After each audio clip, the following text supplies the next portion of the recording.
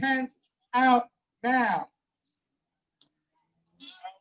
Trump Pence out now. Trump Pence out now. Trump Pence out now. Trump Pence out now. The science-hating response to COVID-19 is but one leading edge of an entire program of hatred, bigotry, and cruelty directed at the masses of people. The different strands of this fascist program, the white supremacy, the misogyny, the xenophobia, wrapped in the flag and the Bible taken literally, are consolidated into a different form of rule in this country, relying on violence, terror, and brutality. Waiting for on the upcoming election alone, an election Trump is already sabotaging and refusing to be bound by, to remove this regime is not just irresponsible, it is complicity. We must rise now. Hello, everyone. Welcome As to the billions stream. did earlier this year for Black Lives, uniting and preparing to struggle with all we've got to oust this fascist regime. Bring its program to a home. Our action must lead into an October of people from many different backgrounds and viewpoints coming together week after week, day after day, in growing, continuing nonviolent protests that do not stop until this demand is met. Trump Pence out now. In the name of humanity, we refuse to accept a fascist America. So today, well, hold on. Kayuki, you're on deck. If you want to come on up, wherever you are, Kayuki. So today, we're marking this 200,000. And we're also staring down the barrel of a situation with the Supreme Court where there we go. Now I can hear myself. Where they are ready to hammer into place a fully fascist Supreme Court within weeks before the election, let alone the inauguration. Not only will that a fully fascist Supreme Court mean horrors for generations to come, but most urgently and most likely, they will be the arbiters and the official voice on who wins this coming election. And if Trump is able to put 3 of his people on that court, in addition to other fascists that are already there, and we don't rise to the occasion in our millions in the streets, it won't just be bad. It will be fascism.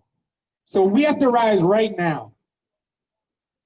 Day after day protests. Not something that we're just like working towards or hoping for, but in the next month, we have to be in the streets and find the creative ways to make this happen in growing numbers day after day. And so stick around after this is done, because we're actually going to get started planning this very concretely with all of you.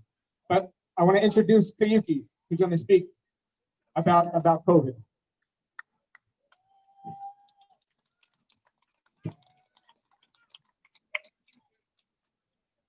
Hi, everyone. Hello. My name is Koyuki. I'm an organizer with Refuse Fascism. I guess I'll take off my mask. So we plan today with people from all across this country, knowing that this country was actually going to hit on the 200 mark of COVID deaths. People have known different kinds of people who have died of COVID, or some people haven't. Some people don't know anyone. Thank you. Bird has this poster here talking about the COVID deaths. But we've crossed that threshold of 200,000. I meant to bring it today, but I still have my poster when it was 100,000 COVID deaths. That week, when there was 100,000 COVID deaths, was the week of the murder of George Floyd. And that just goes to show you the period of time that I actually have a sign that says that I have a heavy heart for the 100,000 deaths of COVID happened in May. I want to show you one person, just one example of someone who died of COVID. This is my old principal. His name is Tadashi Tsufura.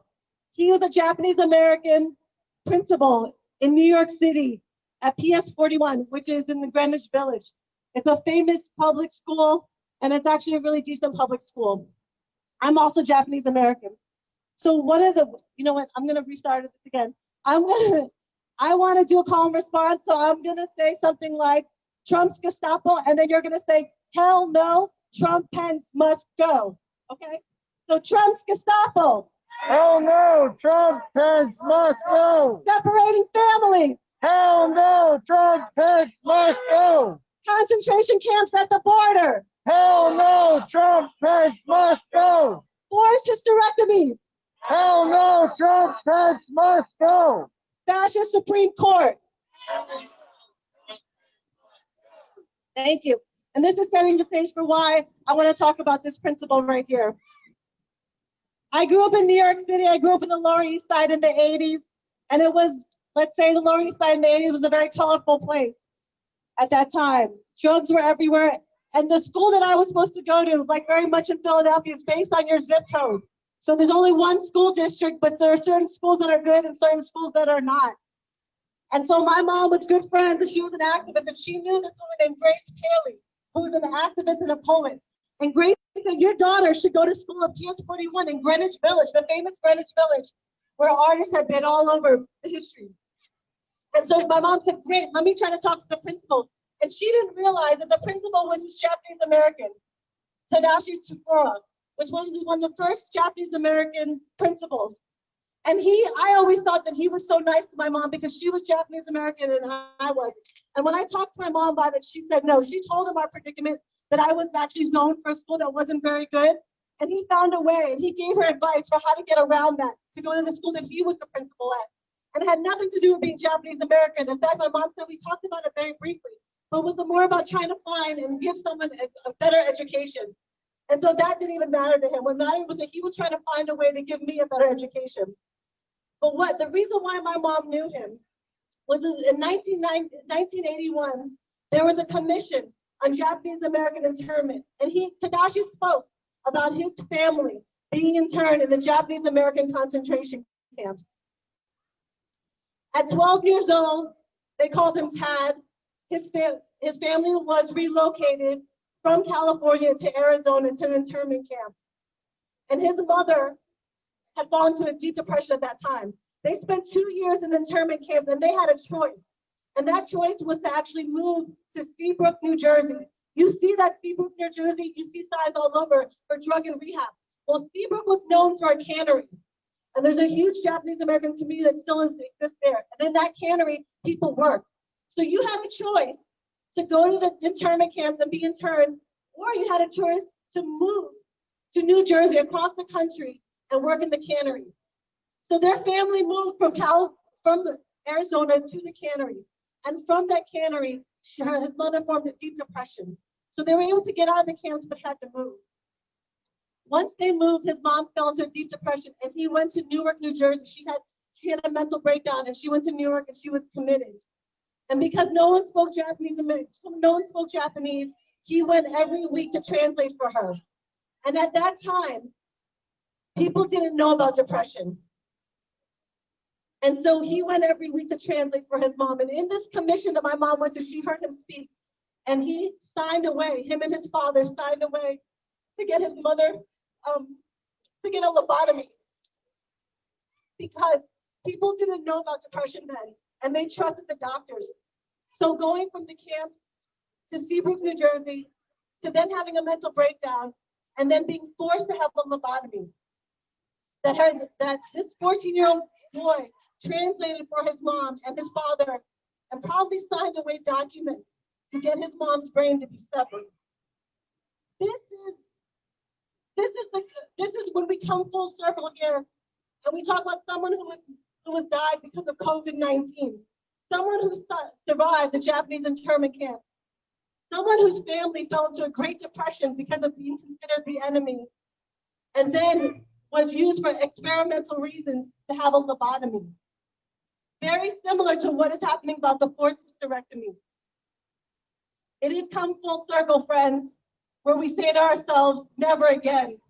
But then we realize that never again is actually right now. And how do we see that, and how do we move forward? So on that note, I wanted to say that the Tsukura family, Presente, Tadashi Tsukura, Presente, and his wife, He died 5 days after his wife died of COVID-19. And to Mabel Sufora, presente.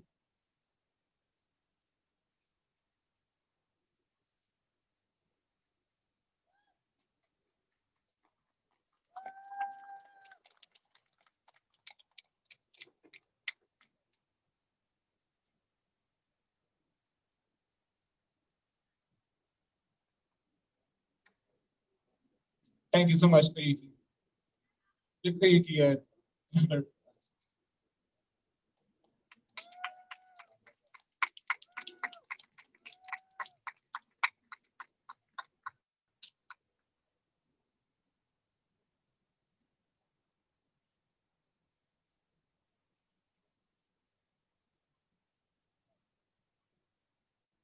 All right, I see some new faces out here. Trump lied, 200,000 died. Trump lied, 200,000 died. Trump lied, 200,000 died. Trump lied, 200,000 died. Trump lied, 200,000 died. Trump lied, 200,000 died. Trump lied, 200,000 died.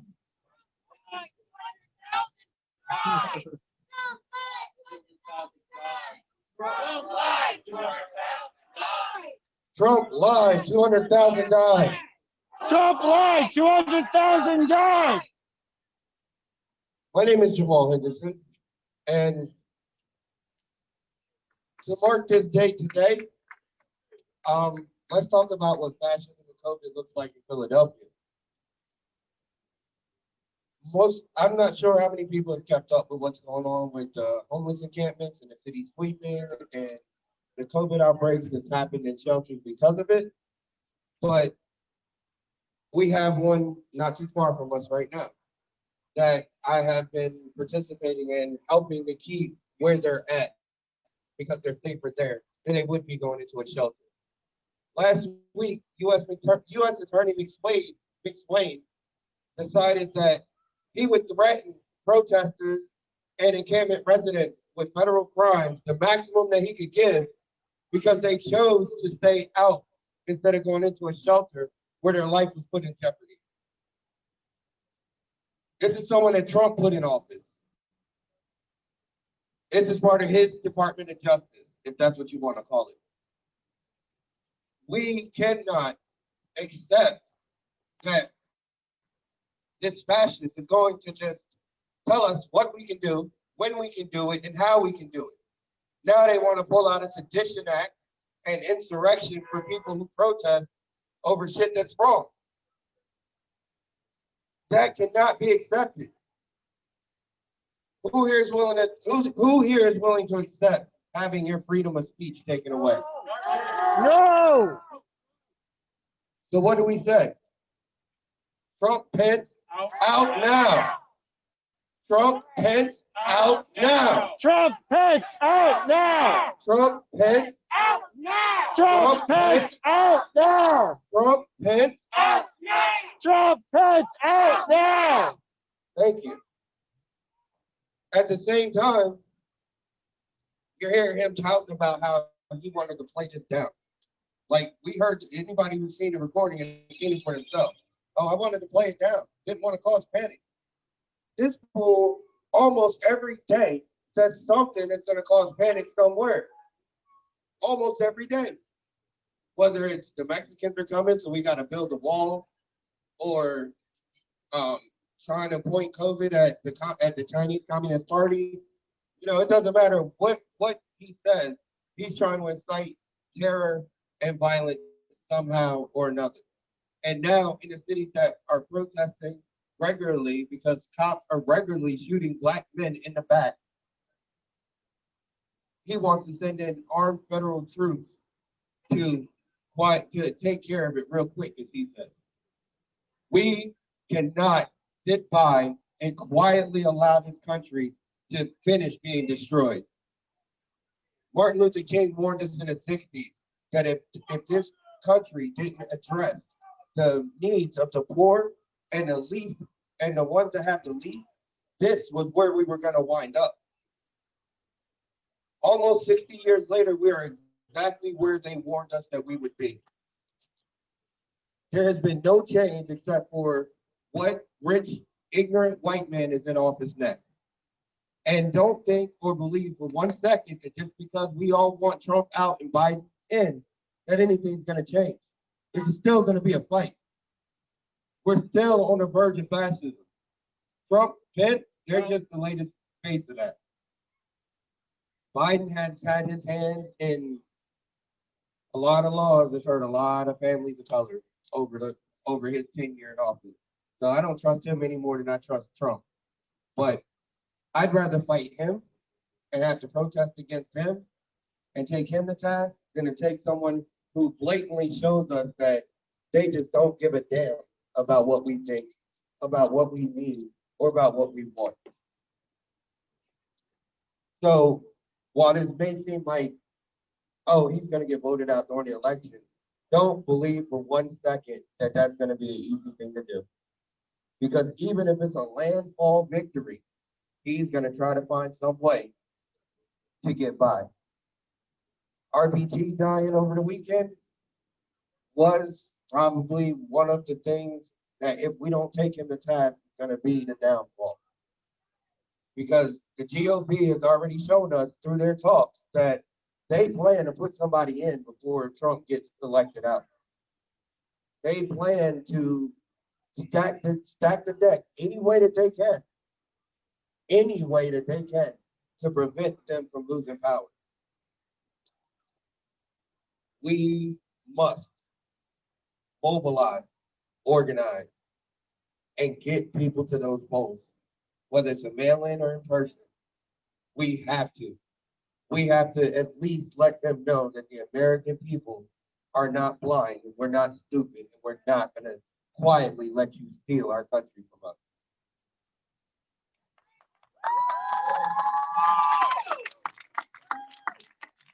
Give it up. All right, so we are Refuse Fascism.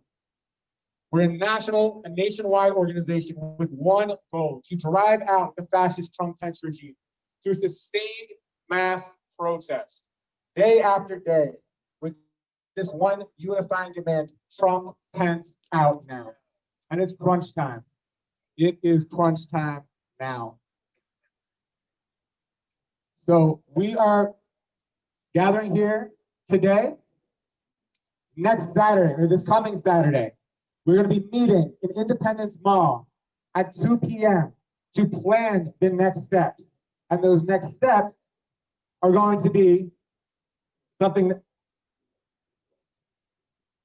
next steps are going to be starting October 3rd, day after day protest. So this meeting is Saturday in Independence Mall at 2 p.m. Where is it?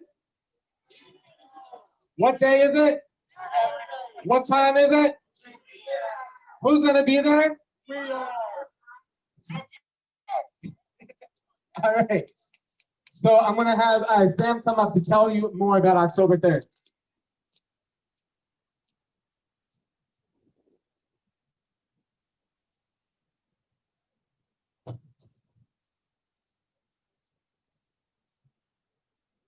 Trumpet!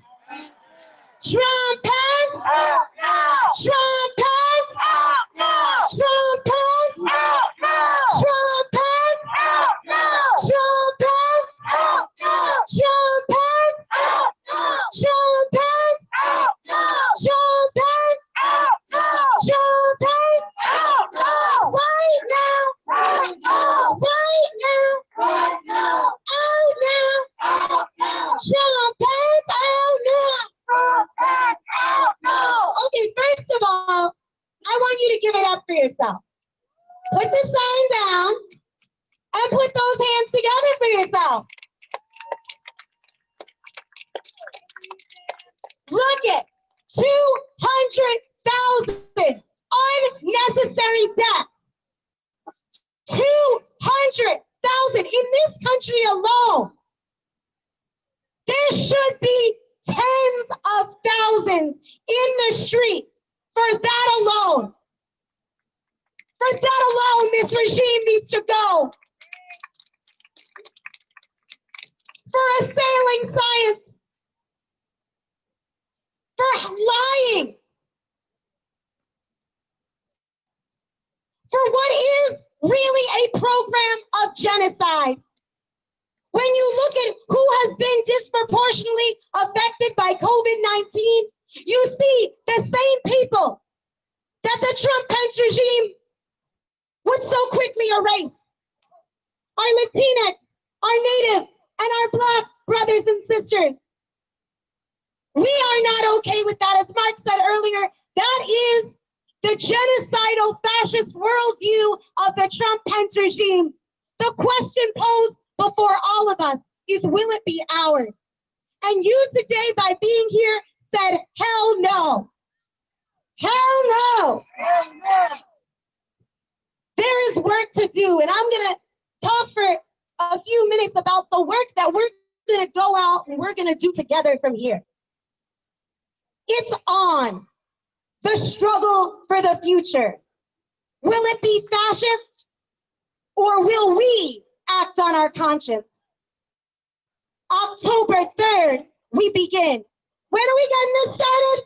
I can't hear you. When are we getting this started? Non-violent protests that continue day after day. From now, October 3rd, through the election. United by the demand, Trump, Pence, Trump, Pence, Trump, Pence. We face a rolling coup, barreling toward a showdown on November 3rd. The Trump-Pence regime has said and shown that they will not abide by an election they lose. It is the regime, Trump, Pence, Barr, who have raised the specter of insurrection and sedition. It is the regime that is tearing up the rule of law. It is the regime that demonizes and brutalizes immigrants, Black people, Latinos, Native Americans, women, LGBTQ people, the media, and peaceful protesters. It is the regime that opposes science, leading to a country and a planet burning and drowning, and the unconscionable, unnecessary death and illness from COVID. We face a critical crossroad. The hour is late, but not yet too late. Relying only on our voting will lead to a catastrophe. The Trump-Pence regime is subverting the election. They're doing it now and preparing to nullify it. Waiting to act till they do so will be too late. Trump's MAGA mob maraud around the country in water and land caravans. They murder protesters and innocent people by gun and by their cars. They spread COVID. They are inflamed with passionate, reactionary intensity, all for the purpose of rousing their followers and intimidating and demoralizing all who should be standing up for justice. Now we must act.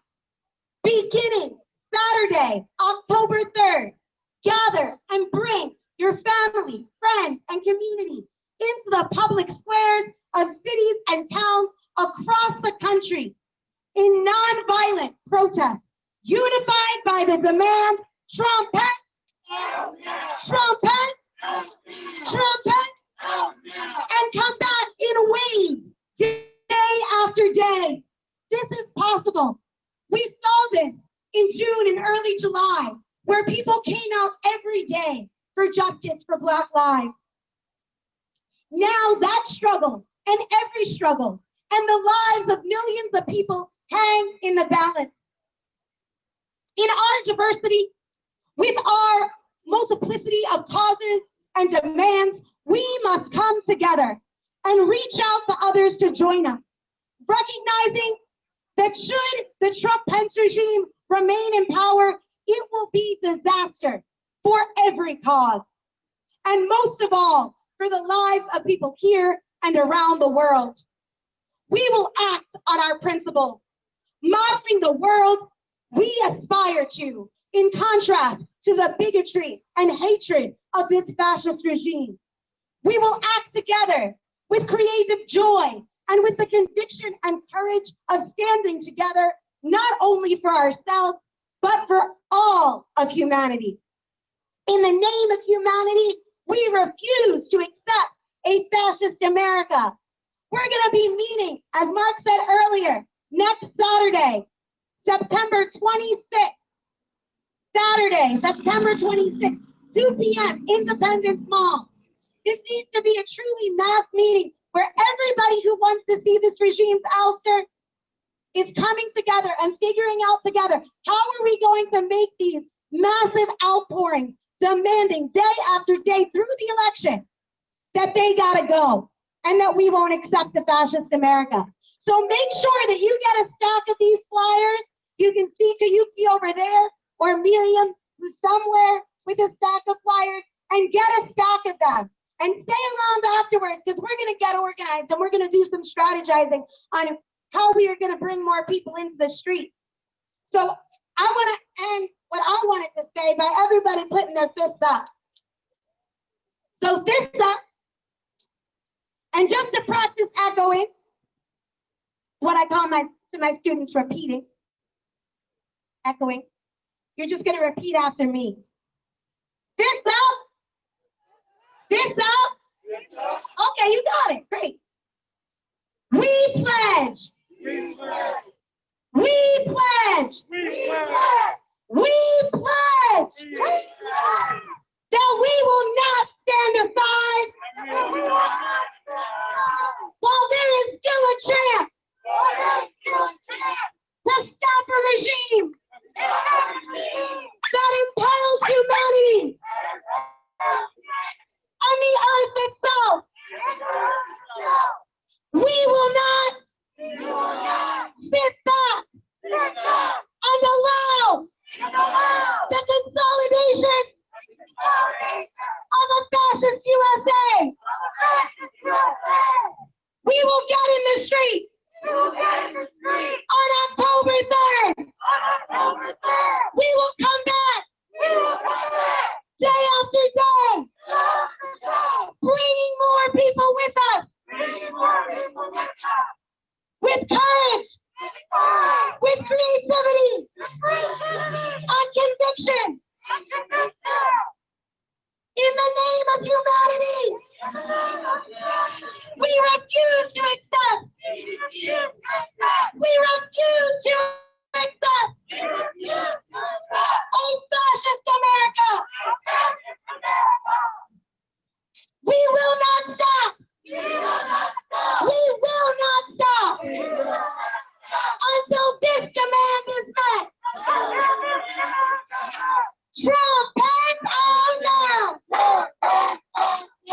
Trump hands out now. Trump hands out now. Trump hands out now. So I want you to give it up for my dear friend Miriam.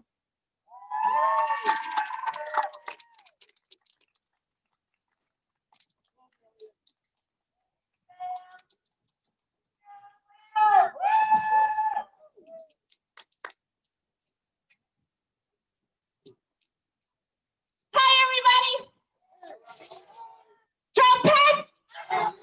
Trumpets! Trumpets! Trumpets! Let them hear you at City Hall. Trumpets! You guys are awesome. It's so important that we're all out here today. So glad you're here. But I have to talk to you about a sad thing. On the death of Ruth Bader Ginsburg. No fascist Supreme Court. Protest every day in October. Demand Trump Pence. Thank you.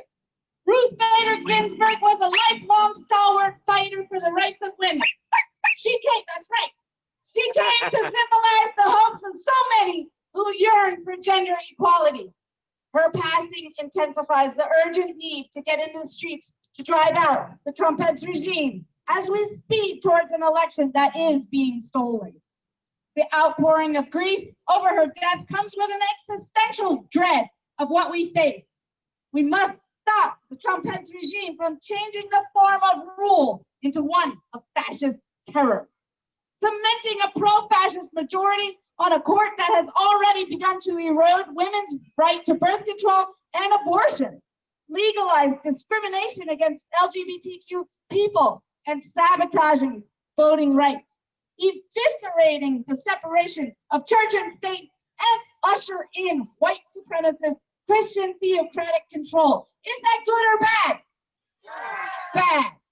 The Nazi regime remade the courts in the same way so that by the time they were rounding up people, much of their heinous actions were perfectly legal, including my grandfather's brothers and sisters.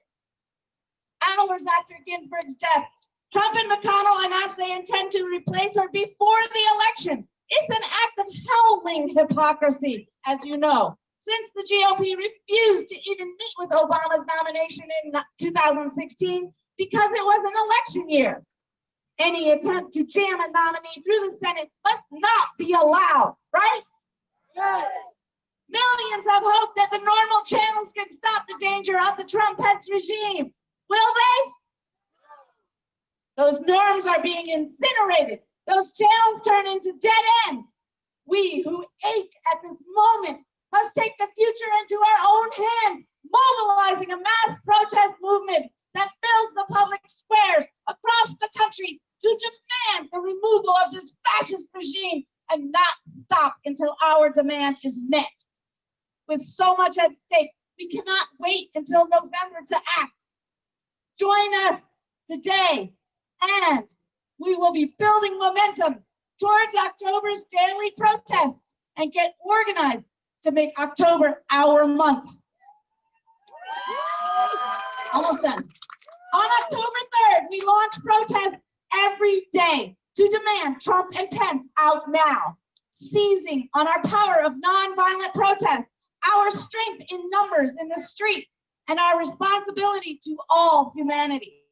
We must turn our grief into action, turn our dread into hope, and struggle now with all we've got to change the course of history, not stopping until the Trump-Pence regime has been driven from power.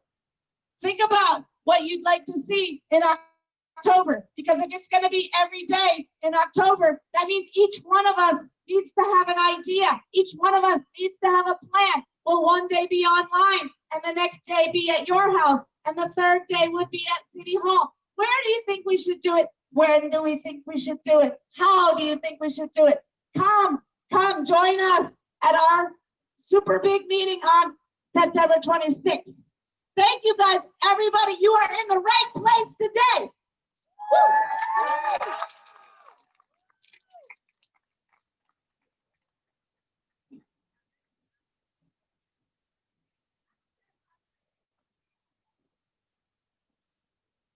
All right. Give it up for Miriam one more time.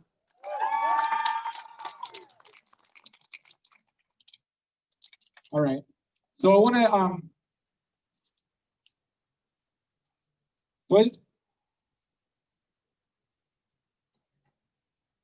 I just want to put this into perspective one last time before we move on to the next part of this. Here right now, we've crossed this threshold of 200,000 deaths due to COVID. At the Art Museum of Philadelphia, there's 72 steps right here. And each of these steps represented 2,500 human beings.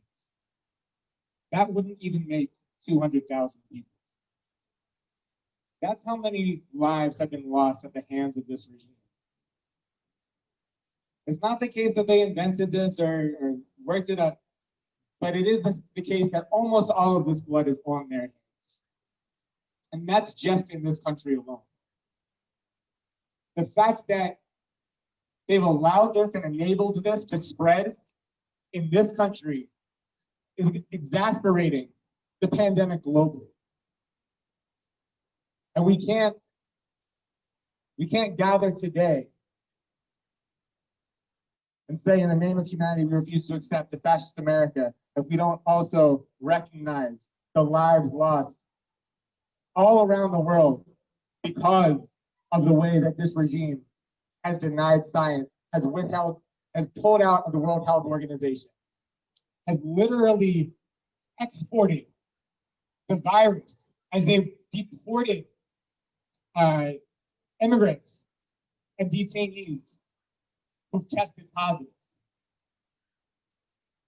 This is the regime that threatens humanity and the planet itself. And what I want to do now, I'll give you a little time if you want, but I do want to invite people, if anyone here knows anyone who's lost their life or who's struggled having COVID, I wanted to give people a moment if they wanted to speak about that person or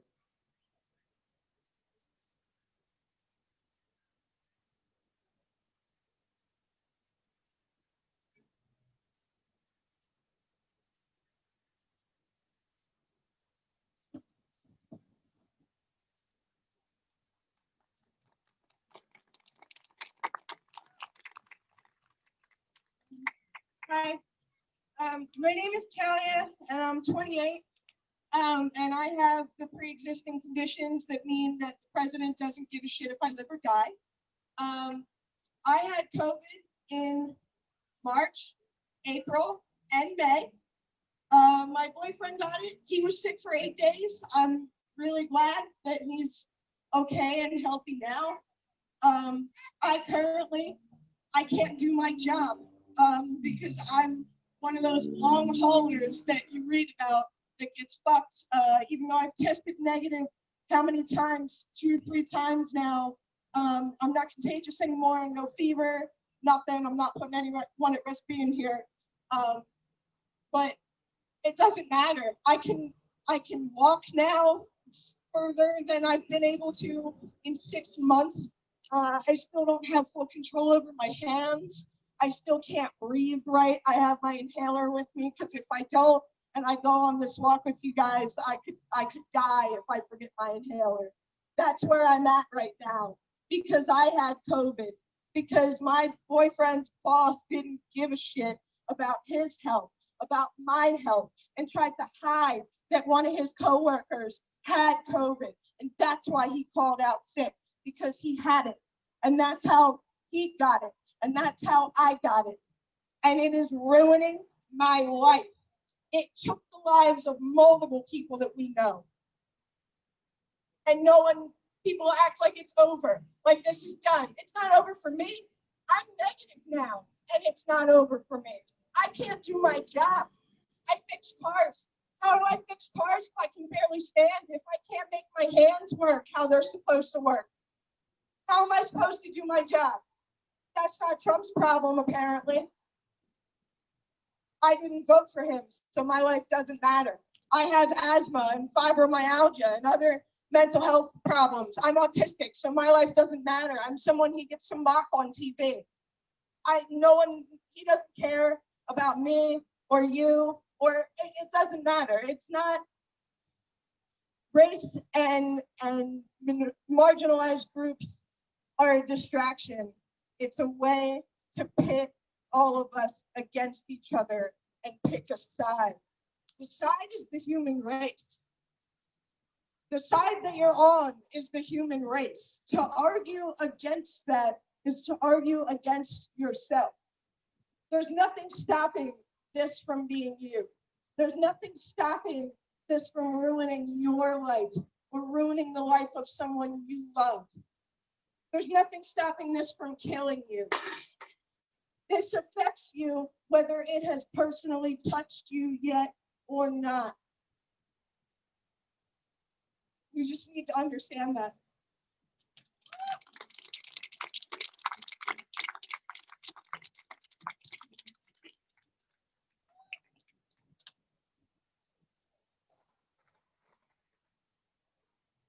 if anyone else wanted to come up.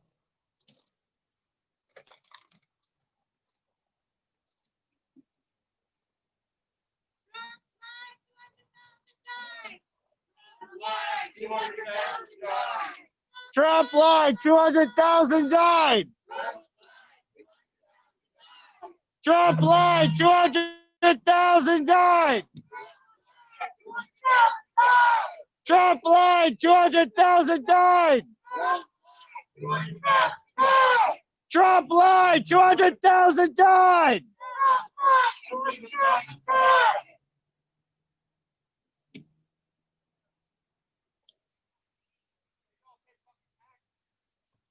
I want to talk about my friend. His name is Christian Dutan, and he was one of my best friends in high school. We played football together. We used to go out drinking together. He was a big Philadelphia Eagles fan. That was his favorite team. He was hilarious. He was a great guy. He would give the shirt off his back to you, and he got COVID, and he was 31 years old, and he was going on Facebook, posting memes and stuff, and the last thing he posted was, "Hey, they're going to incubate me. I'm scared. Please pray for me." And he never made it out. And he's just one guy, but I loved him, and he loved me and my friends. And again, there's 199,000 other people.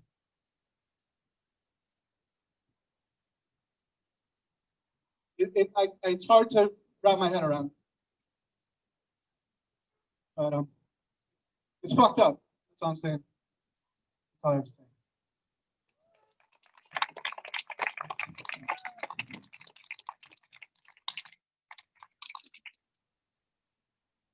So I also wanted to open it up if people wanted to speak to why they think this regime's got to go. And then I think we're going to actually, going to change the program up a little bit. And I think we're going to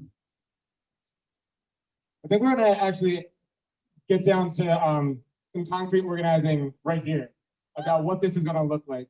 Because it would be one thing to march right now. I think we have about 40 people, but I think more productive would be to actually make these very concrete plans going forward. Right now with the energy that we have here. But if anyone wants to speak out first about why they think that this regime's got to go, I wanted to open it up real quick. Yeah. Give it up for Noble.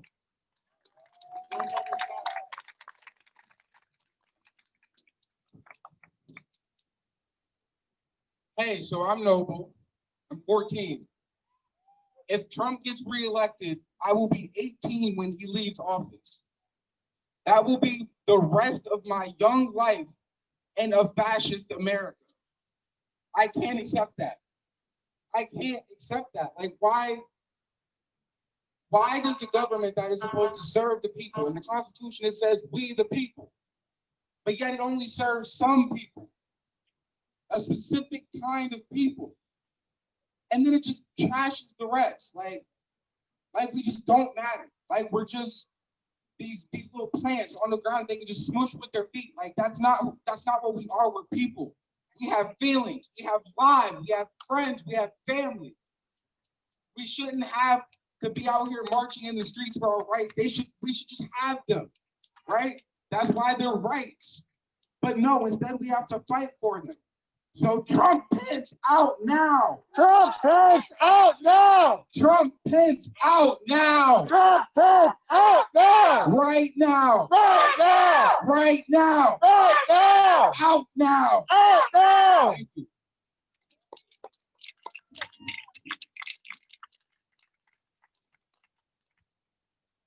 Anybody else?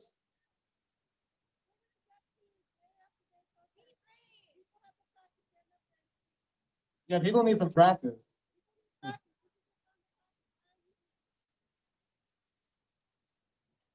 All right. Well, in the meantime, what I want people to do so that we can get to this concrete organizing is if people could come around here. I mean, this is sort of perfectly set up for this. If people can make a little bit of a semicircle, I mean, keep a little bit of distancing, obviously, but if people can make a little bit of a circle around here, come closer, come closer.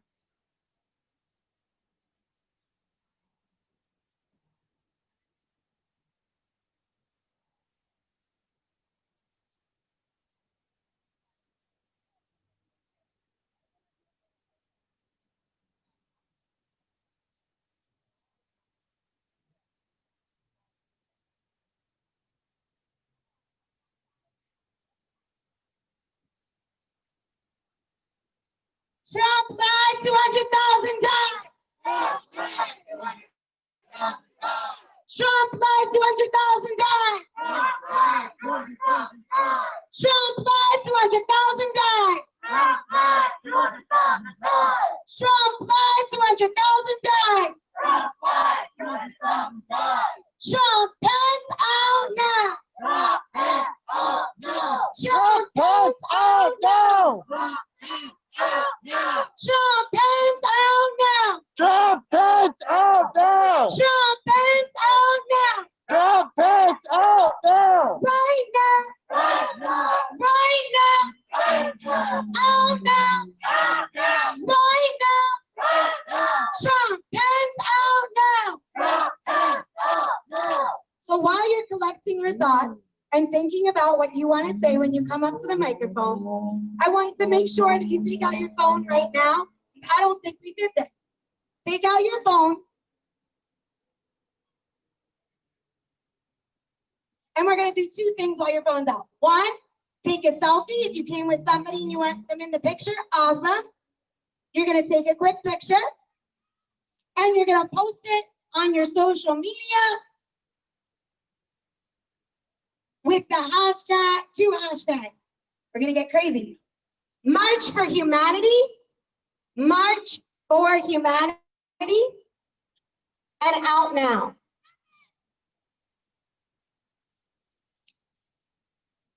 Many great students doing it right away. March for Humanity and out now.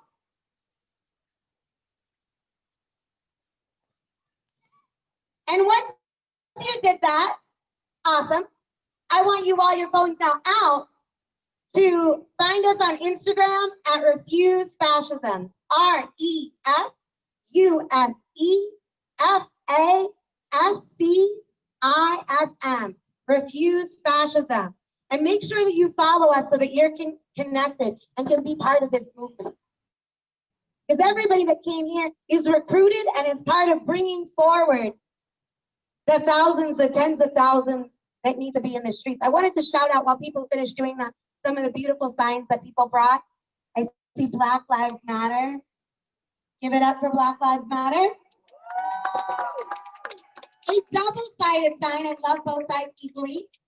Protest always works. Let's say that together. Protest always works. And Trumpism is fascism. Let's read that one. Trumpism is fascism. And then we have a classic one over here. It's the bright green one. Regime change. Regime change. And lock him up.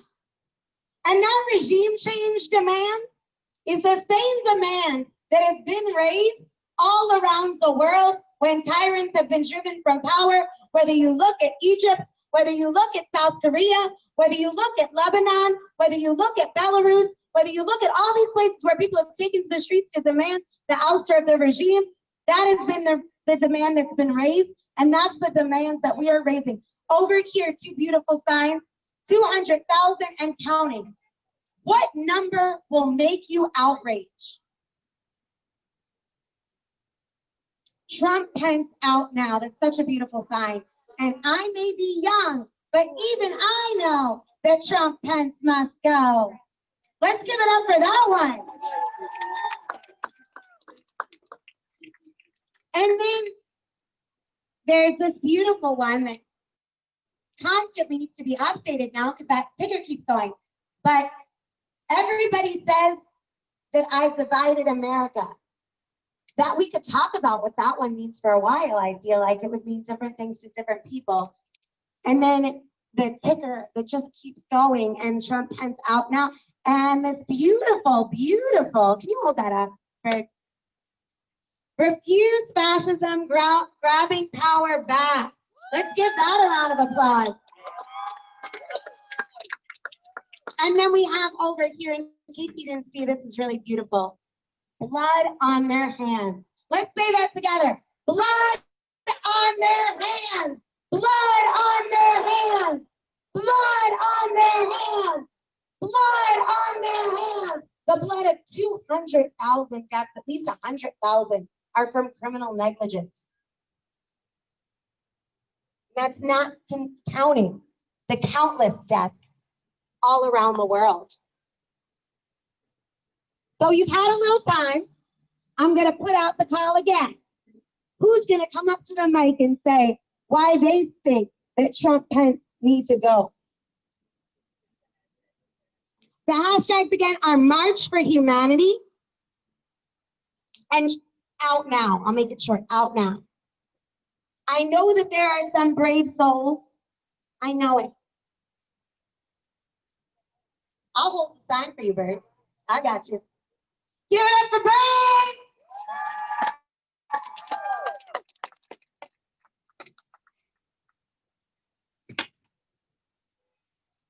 Hey y'all, my name's Bird. I usually have something to say, so I wanted to give you all a chance to get on up in there. What I'm about to talk about, I'm mentioning it not to toot my own horn, but to hopefully inspire other people to action. I funded 2 Trump rallies and brought them to a halt by myself. One person can make a difference. You being here right now makes a difference. Every action helps and makes a difference. If you do nothing, you are co-signing. You are co-signing and saying the man is the most powerful man on earth who represents you. All the crimes he's committed, all the atrocities, all the things that comes out of his mouth within 12 hours. Seriously, set your watch every 12 hours. Things he says or does. It's like, are you kidding me? If you travel, you know this day you're from Canada. We're a joke. We've earned that reputation with his leadership. But you've got to do something. If you're going to come out to one of these events, bring a friend. There's so many people who have so much angst and don't know what to do with it. Coming here and being with like-minded folks, it helps you breathe a little bit easier through all this. To know you're not alone, but the difference between you and others is that you're doing something about it. We all should be doing something about it. It's so upsetting that this isn't filled with people. There's so many injustices happening against so many people right now. Bless all of you for being different and for taking a stand and being willing to put a little bit of your time and effort into this.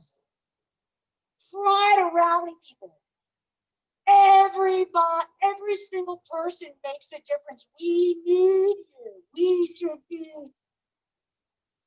should be, God, it's what we should be and what is. But guess what? This is what it takes. One person standing up and saying, I'm not okay with this. And you're not alone. And even if you are alone, fuck it. Do it anyway. Thank you all for being here. Was I scared? Actually, no. It's the most amazing thing to walk into a place and know that 10,000 people are going to want to kick your ass. It helps being white. That's for freaking sure. You know, sometimes I feel like I feel a responsibility to use my privilege to speak for those who are just so freaking oppressed. There's so many to choose from. Seriously though, when you have certain privileges, use it to lift others up and to squash those who are abusing their power. Be the change. Yes. God freaking, whoever the hell you pray to, bless Sam and Mark for all their freaking work. Bless you guys, man. Bless you. All right, let's get into this next part unless anyone wants to speak up. All right, so we're going to get concrete right now. Look, there is a lot of talk about there is a lot of organizing that should be done behind closed doors. There's also a lot of organizing that should be done right out in front, right out in the open. And so we're going to get into some of that right now because we need to be organizing in a way that brings more people in at every single moment, where every necessity that we have, sound, art, people, recruiting people, getting the word out. Every necessity is an opportunity to include more people, an opportunity for more people to take action. So that's the way that we are working at this. And so we're seeing, we had Trump in town, a week ago? We had Trump in town a week ago, and we had, let's say, 500 people out there. And we had 15 refused fascism organizers, let's say. And we had 485 people who were doing the right thing, but also needed to become refused fascism organizers as well. And so that's what we're trying to work towards right now. Oh, I just want to, can people raise their hand if they protested Trump when he was in town? Look at that. Look at that. And you came back out when he wasn't in town. And you came back out when he wasn't right there. See, that's the dynamic we got to change, right? Because even though he's not physically here, what he's doing is here. And so I'm pointing that out to say that's the struggle that we have to have with a lot of people. But you came back out, and that's the precious thing. And how do we get more people to have that same? There was something that you got that more people need to understand.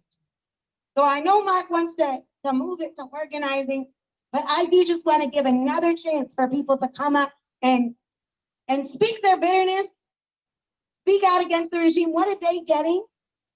Because something brought you out today, and it's really important that other people hear and learn from your experience. You came out here today, and that's a beautiful thing.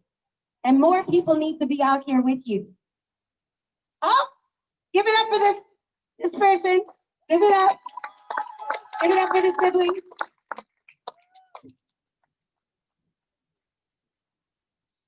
Give it up for Hannah! Hi, sorry about that. So election 2016 was my senior year of college in South Bend, Indiana, at a Catholic institution. I'm a white passing Latina. My mother is an immigrant from Colombia. I was highly involved in the Latino community on campus, and we all cried in the grotto that night. We were terrified for our lives. There were people around us shouting, "Build that wall," after it was announced that he had won. And what we heard on campus for the week after, my friends who don't look like me, who look darker, had people knocking on their door telling them that they were going to be deported. We lived in fear for the rest of my senior year, and the people who stayed later than me, that was the rest of their time on campus. Being back in Philly, I feel a lot safer. I feel surrounded by people who think like me, who look like me. Out in Indiana, I didn't have that. My friends didn't have that. There are so many parts of this country that aren't as woke as Philly. And I'm scared that those parts are just staying in that. I'm going to have this again. I can't have that night again. I can't have my friends have that night again. I fear for those students right now, this being their senior year or whatever year, being surrounded in that, you're trapped in it, and you don't have a way out. You can't flee back to home. You're trapped in this bubble.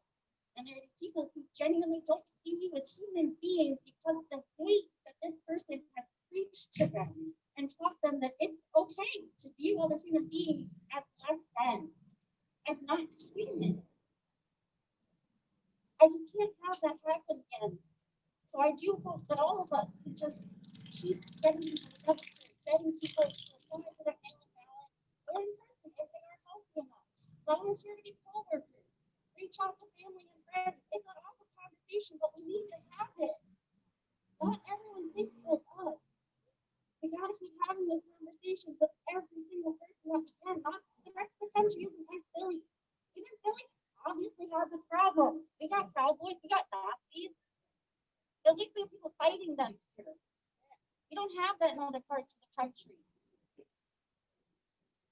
I just hope they can keep fighting.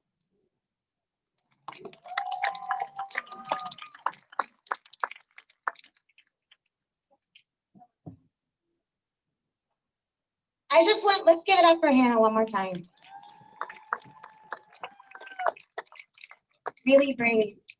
I just want to do a quick chant. Oh, teamwork, thank you. I just want to do a quick chant. When immigrants are under attack, what do we do? Stand up, fight back! When immigrants are under attack, what do we do? Stand up, fight back!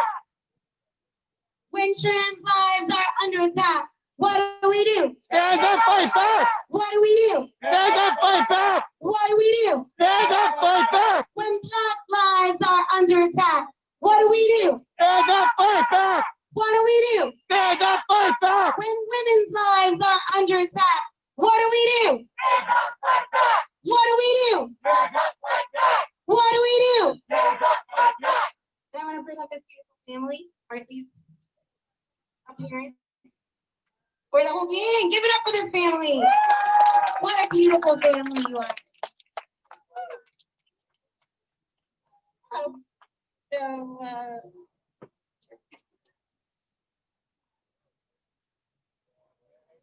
So I grew up with families that were, I guess you could just say straight out racist. And I was one of the only ones that knew that was wrong. And so as I grew up and I had kids, I wanted them to know that it was wrong. Anybody in my family said, no matter what went on in the world, there was right and there was wrong, and that you have to stand up for that. And that's what's been bringing us out. You have to stand up for what you believe in. And even if your family hates you, and I've been uninvited to family events because of it.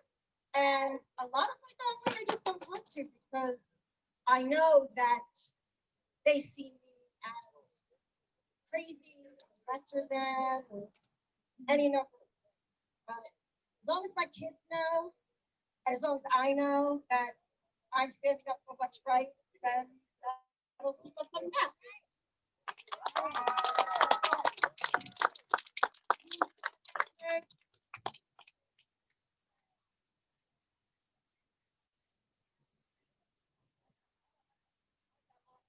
My suggestion, y'all, is as you're sitting here listening, maybe think about what your skill set is, what you're good at.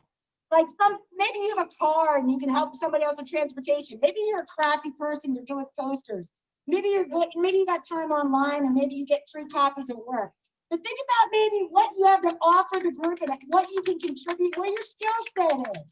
And so as we get together and organize, think about what you enjoy doing and how you can rise up and stand up and have something to learn and help us grow. Because I know y'all got talents. Just being here, I know you're smart.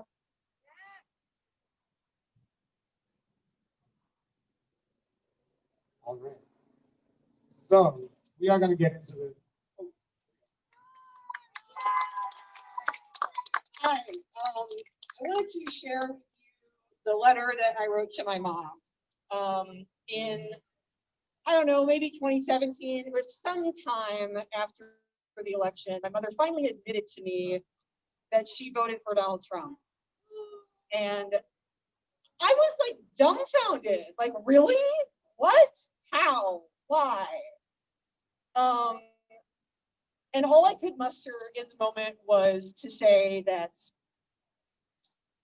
I was very disappointed in her and that he was a sad, angry little man.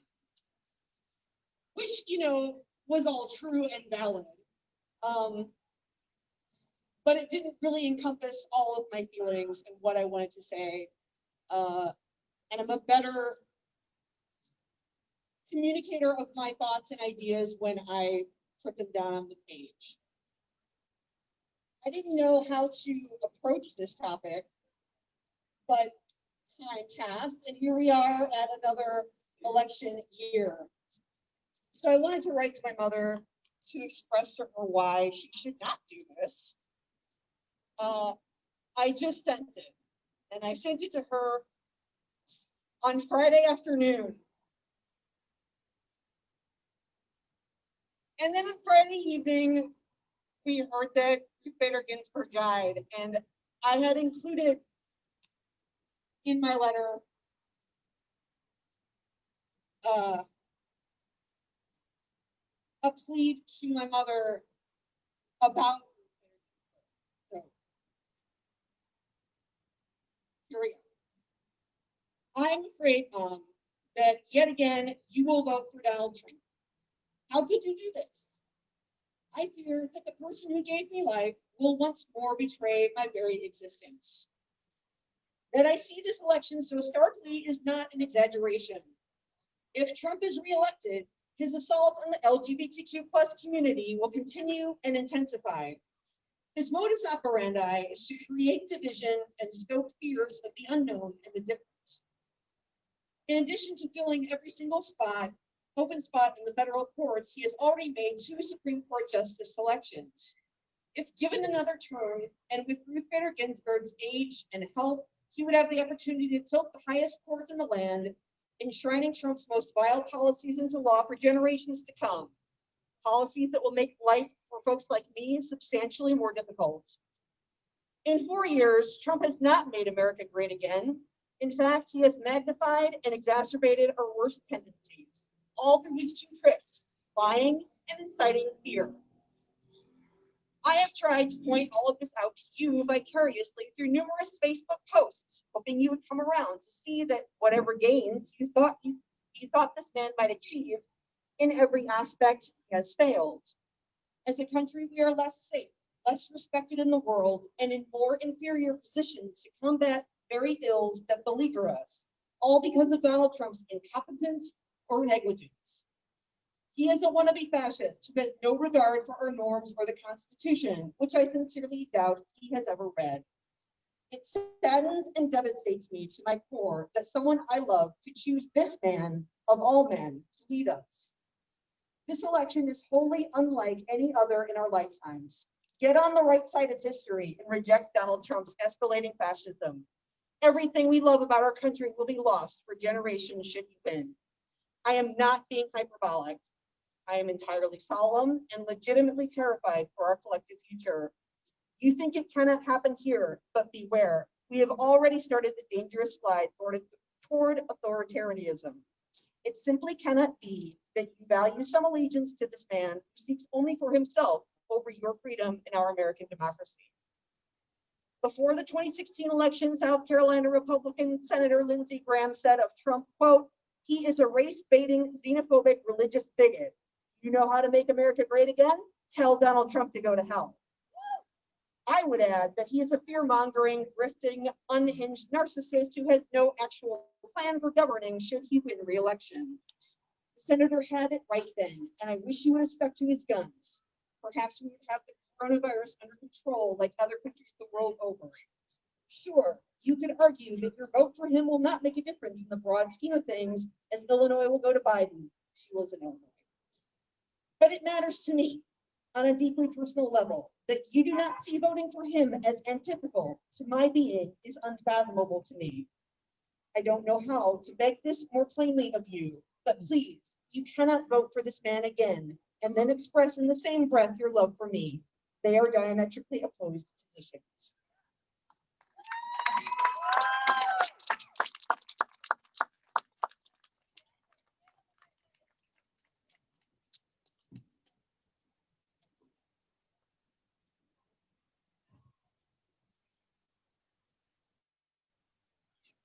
Hey, I'm Ken.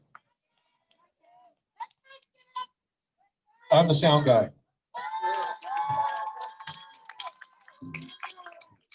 I did the same thing Bird did. I went to a Trump rally in Bensalem by myself with a bullhorn.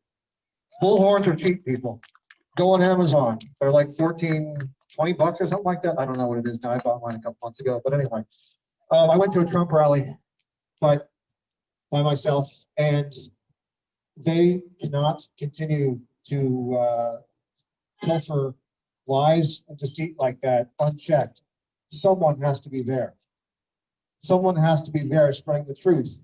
Even though they won't listen, even though they will speak back, and tell you all the lies, the rhetoric that Trump spews every single day.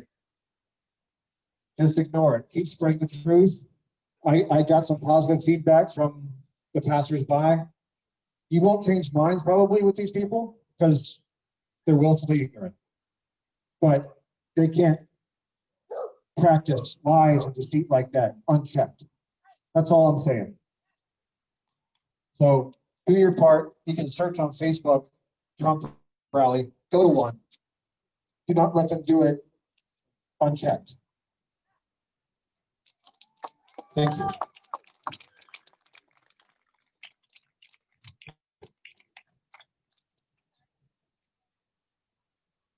Charles. Let's give it up for Charles! Mark. Hello, everybody. I'm Shy, and Do you guys have my 14 signs of fascism sign? there's a number of reasons Okay. why. Because I have anxiety and stuff. I have a hard time being up on the mic and being able to keep a train of thought. But I had two things I wanted to touch on. One is the half-mast flag, and one is the 14 signs of fascism. I have an appearance. He's obligated to money.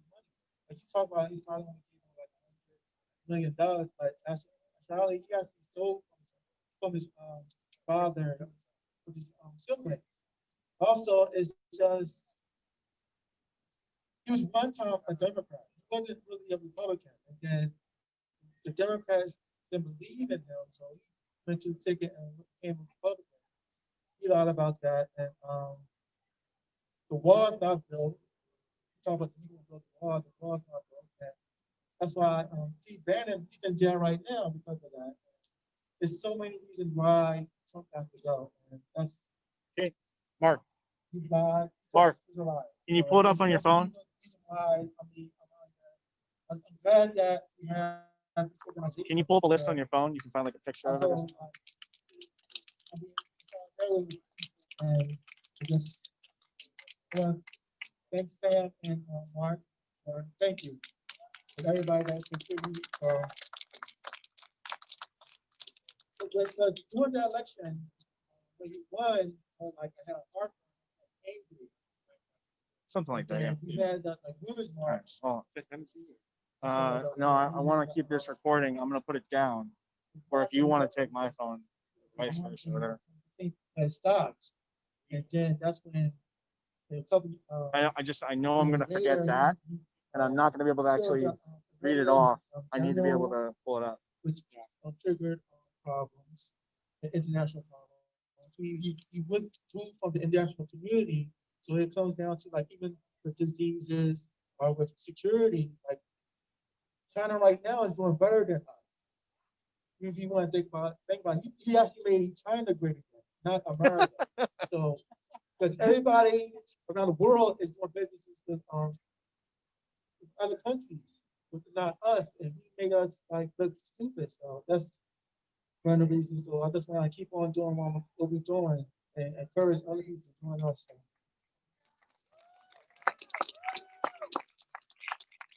Thank you, Charles.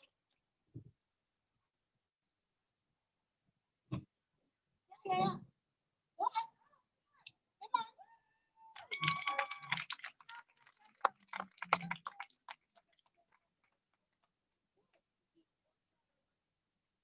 Give it up for Craig. Sorry. Hi, everybody. Anybody else remember when it was just 15 people that had this? I think it was just 15 people at one point.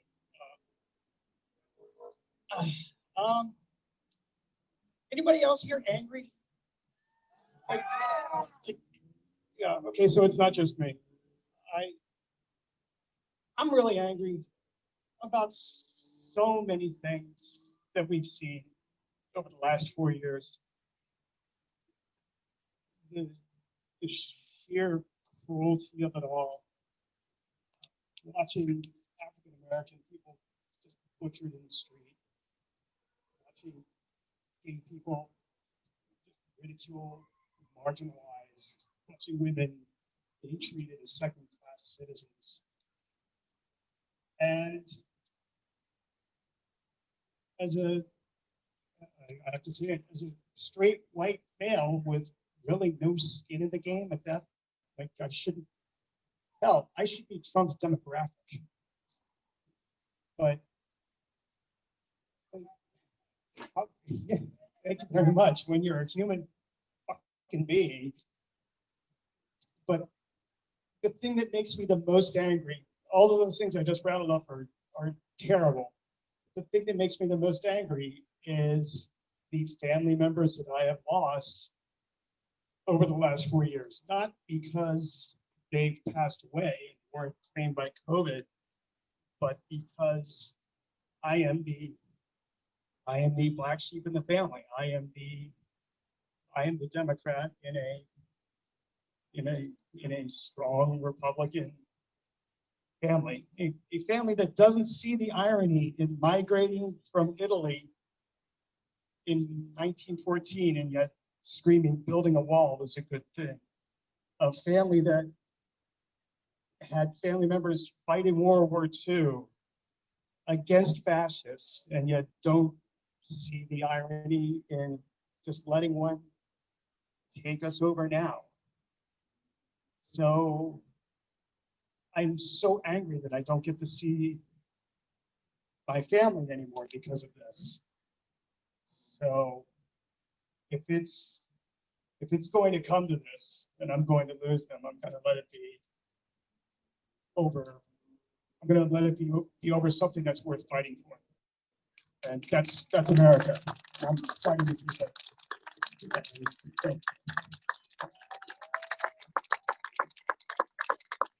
I really appreciate how many people have already that it takes courage, it takes conviction, it actually does take putting skin in the game, even if you don't think that you have it. You do. So I just did you want to speak? Yes, he does.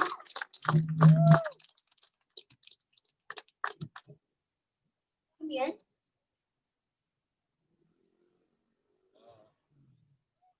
I'm not really good with like on the spot speeches, so if I mess up, I'm just trying my best. But I've got this personal gripe with fascism and fascists. I've had my great grandfather, I believe, he came home with tinkling stars. Didn't look like praise as heroes. Except him, he had the same form with a 10-foot star. And then my grandfather was drafted into Vietnam. So, what year was drafted into Vietnam? Again, he came home poor, had to stay where he was. But luckily, he was able to perform himself out for the future career. So it's like, my entire generations of my family has been fighting fascists. And I was like, I hate that I had to let to be, even after almost an entire century. We were the country that fought against fascism, and now we're becoming fascist, and people are cheering for it, and it just pisses me off. It doesn't make sense. But again, I've had this person right with fascism because in 2016, during the first election period, I was only in 8th grade. I did not understand anything. I bought into propaganda. I was willfully propaganda. But about a year later, when I was in high school, I met a lot of people, a lot of teachers, and when they were big on the whole North Korea, this bunch of propaganda things, I started to see through the blindfold because they said propaganda media, even though some of our, a lot of our news sources are, low-key controlled by the government, these mercenaries. They want to talk about these asshole socialist countries. Meanwhile, we don't even have some countries like Flint, Michigan don't even have basic drinking water. We have some of the most expensive education. We out-of-pocket prices for healthcare. Yet they keep trying to push this propaganda about capitalism. Capitalism is the best. We're the best country. We got everything, and it's just I can't believe I'm going into it now. I'm not good with my speeches. I'm sorry.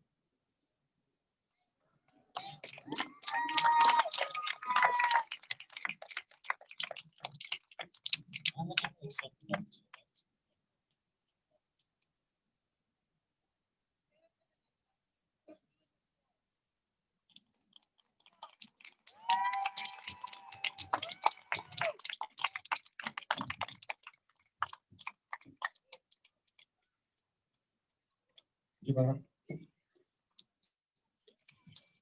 We're gonna have someone else come up.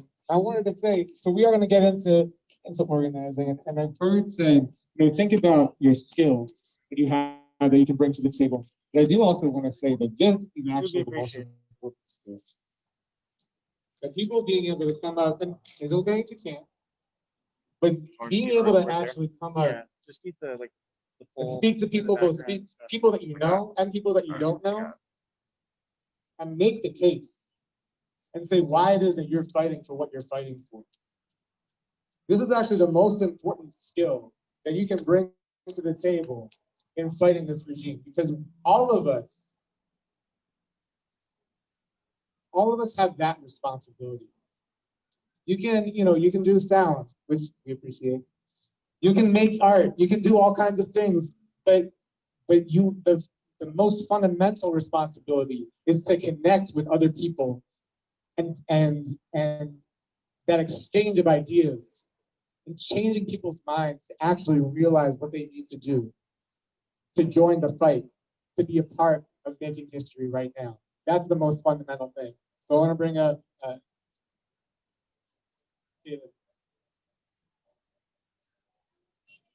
Give it up for Kaden.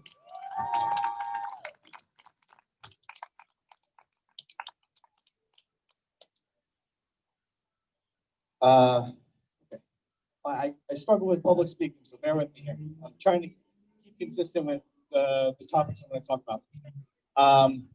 First of all, I wanted to kind of point out the fact that there is a flag at half-mast behind us right now for Ruth Bader Ginsburg.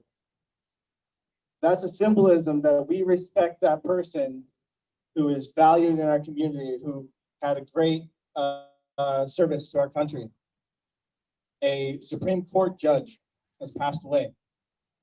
But we don't see that flag go half-mast for many of the things that we've seen in this country in the past 4 years that should be acknowledged, like 200,000 people dead because of Trump's negligence in office. Trump knew and Americans died. Trump lied and Americans died. We also see people in internment camps or concentration camps. If you don't want to call them that now, watch what happens when they start getting worse, because they will get worse under Trump.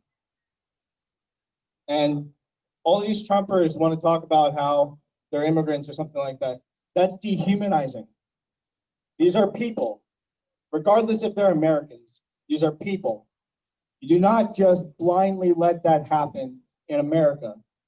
It is shameful to see people being forced into hysterectomies, or forced into sanitization, or forced into sterilization, or forced out of this country for simply not being a member of the community here. They've come here for help. We've done them a huge disservice. It is not like how America responded to immigrants back in World War I and II. We've come a long way down a bad path. I want to also say, sorry, to get my thoughts here. We also, Trumpers will fly two flags. The Trump flag and the American flag. They may also fly the Confederate flag, but yeah.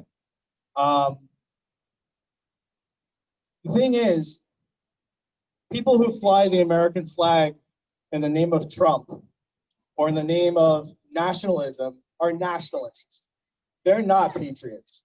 They want to call themselves patriots because they want to feel like patriots. They want to feel proud of their country.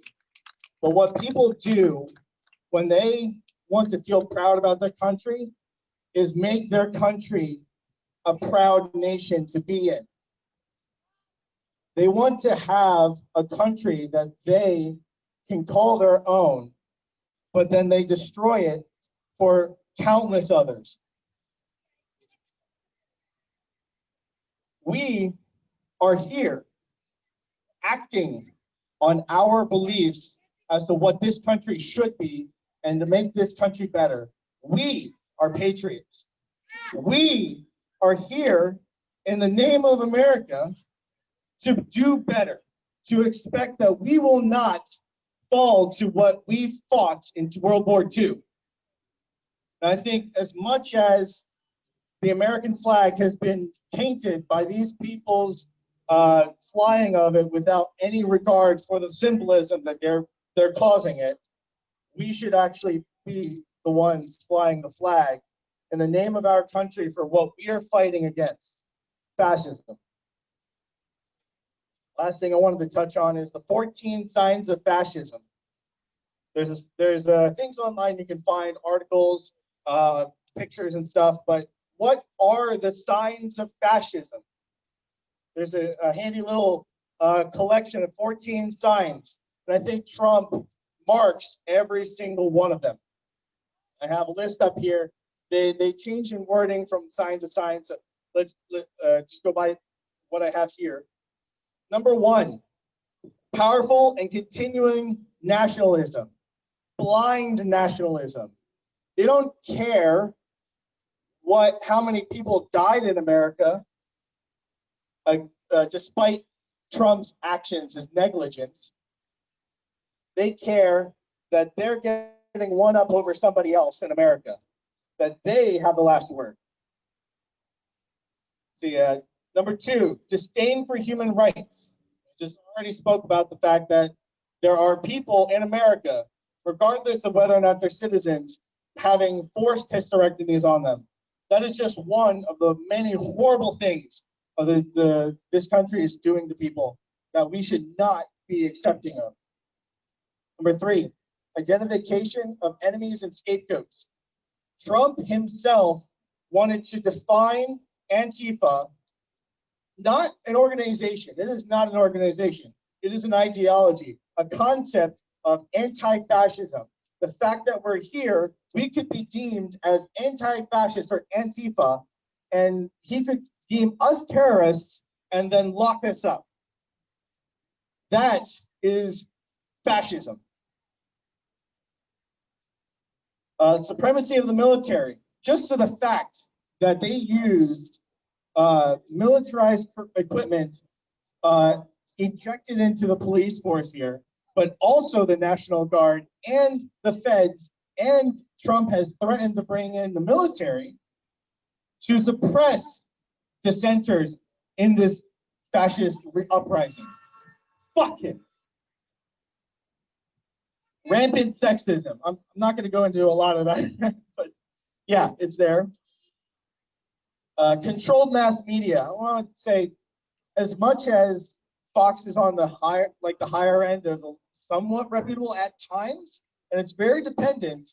But Fox News has been very definably a Republican propaganda machine. It has consistently and strongly coerced its viewers into blind nationalism and the propaganda of the Republican and Trump family and all of that. Not to mention all the other mass medias that these people watch that throws them even deeper into the pool of fascism. Number 7, obsession with national security. We touched on the military and such. The fact that he wants to protect America from Americans, right? but also spending $40 billion per year increased to spending on the military. Number 8, religion and government intertwined. Trump gassed peaceful protesters. He issued his federal goons to go out and gas and tear gas, and pepper spray, and forcefully remove peaceful protesters from a street to be able to cross that street and hold a Bible upside down in front of a church. What was his cause? He wanted to incite nationalism in the Christian or whatever other religions that want to follow that to stand strong with them, regardless of the fact that he probably hasn't ever actually read the Bible from the back. Number 9, corporate power is protected. What did Trump do just not too long ago? Now, this is not particularly corporate power being protected, but this is corporate power being brought to the forefront. He put Goya on the national desk of the presidency. Why? That's ridiculous. That's just one example. You have corporate panels in front of the president talking about how they're going to make America great by their actions for participating in the COVID-19 pandemic while they're exploiting people. Number 10, labor power is suppressed. We, the people, stand against Trump, and he suppresses our voice. He does not want us to dissent.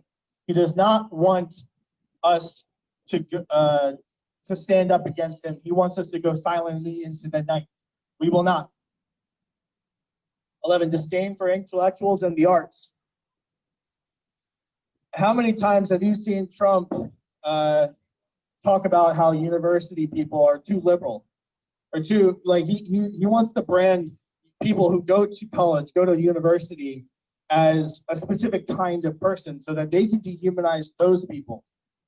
Because if somebody goes on national TV and talks against Trump, well, he's a liberal, right? He's not intelligent. He's just a liberal. He has an agenda. They want to delegitimize people who speak against him.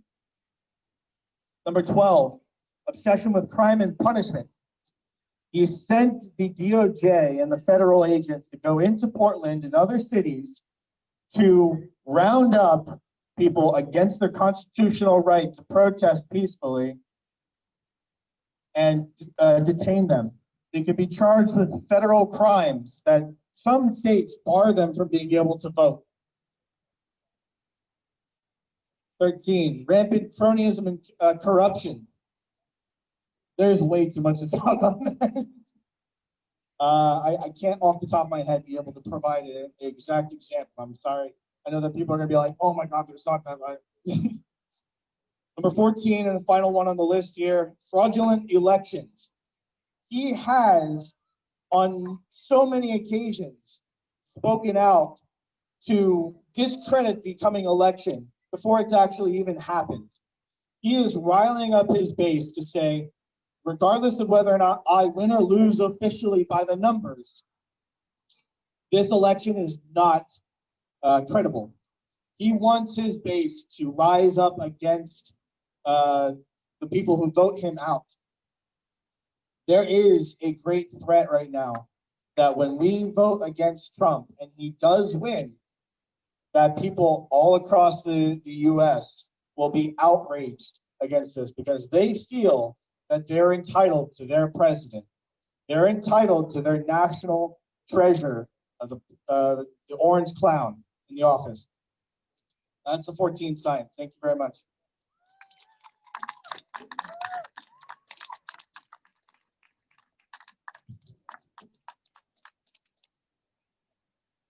All right. So let's get into this. There are 3 parts of what we want to organize right now on this spot. I think you might want to use this megaphone instead because this might be a little bit too loud. But I want people to gather around real quick because we want to talk about 3 things And then most urgently, we want to talk about how we're going to get 100 people to this meeting on Saturday in Independence Park, Independence Mall. So we want to talk about, it's not all figured out yet. It's going to take a lot of creativity. We want to talk about the vision a little bit for what it's going to take, what it's going to look like, what it's going to have to look like to actually have day after day protests in Philadelphia, the same time that we're making this happen in cities across the country, starting on October 3rd. There's two parts of that I see. One is how we're going to really kick off that first week strong, every day for that first week. And two, how we can have weekly components to that. We can have, things like we have a projector crew that's going to be coming out and doing like really spectacular projections. We have art organizations who want to be involved. How can we involve people? And how can we involve people that you all know in actually making this build and build and build? And then three, which is the most important and most urgent part right now, is outreach. How do we use the skills, the connections, all of that we have right now to go out and each of us bring people with us every step of the way? Take what we've done today and then magnify that and bring people with us on Saturday, and then take that and bring people with us on October 3rd and going forward. I'm gonna sit down. People should sit. Let's move a little bit closer, and probably I won't talk on this anymore. Yeah.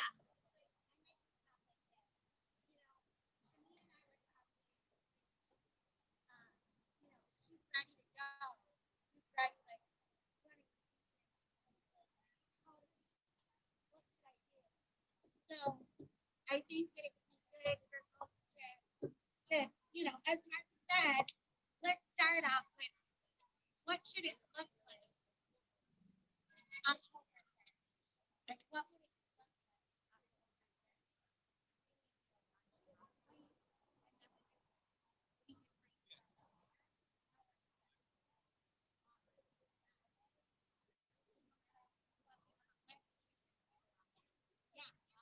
Yeah, just one covered already.